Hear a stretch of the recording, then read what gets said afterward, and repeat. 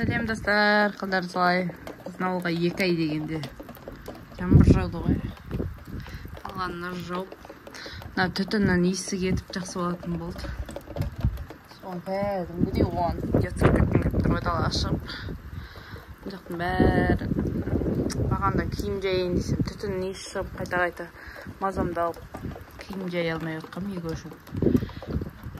Күшті иіс шықты ғой жаңбырдан кейін. Рахат болды, мына жаңбырдың жауғаны дұрыс болды негізі.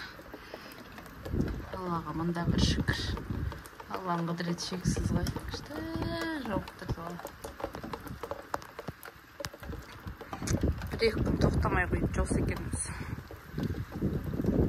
Жолғы өртендердің бәрінің несі басылатын. Ұшып атқандары, көп ағаштар әлі жанып атыр ғой. Тоқтамай атыр ғой жанып. Жері қайта-қайта желмен нетіп атқан. Бағандан дауылдап жаудырғысы келмей еді, соңында да жауды ғой. Аллаға шүкір.